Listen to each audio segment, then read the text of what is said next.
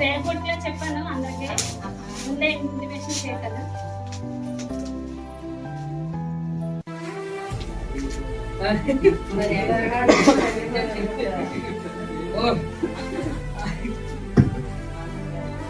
అభినందన పత్రిక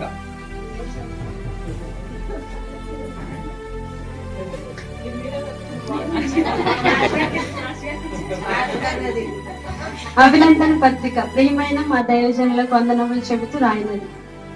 దేవుని కృప వలన ఏప్రిల్ 4/4/2018 సంవత్సరం నాటి నుండి ఇప్పటి వరకు ఇక ముందు కూడా మమ్మల్ని ఎంతో దైవికంగా సత్యబోధలో చెబుతూ రోమా 11:18 ప్రకారం, ఒకసారి చదువుతారా? రోమా 11:18 ప్రకారం.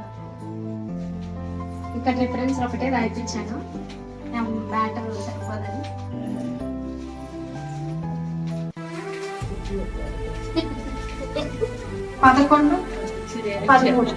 రోమా 11:13 అన్యజనులకు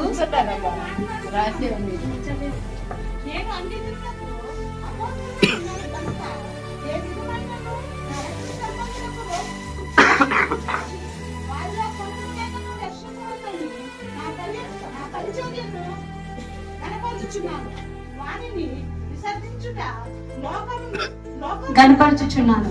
రోమా 11:13 ప్రకారం మేము పరలోక రాజ్యం చేరాలని ఆశతో మా కోసం ఎన్నో కార్యక్రమాలు చేస్తున్నారు. సమృద్ధి జీవన సంఘం కోసం నిస్వార్థంగా ఆలోచిస్తూ ప్రార్థిస్తూ ఇంతగా ప్రయాసపడుతున్నందుకు, ప్రేమిస్తున్నందుకు కృతజ్ఞతలు. మీ పవిత్రమైన సేవ, ఆత్మీయమైన బోధనలు మరియు నిరంతర కృషి ద్వారా మా సంఘానికి మీరు అందిస్తున్న మార్గదర్శనం అమూల్యమైనది.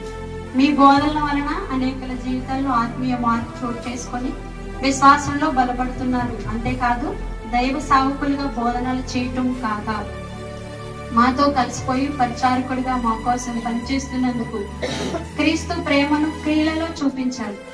రాబోయే దినాల్లో దేవుడు మీకు ఆరోగ్యం ఇచ్చి పరిచర్యలో బహుగా వాడబడాలని మేమందరం ప్రార్థిస్తున్నాం.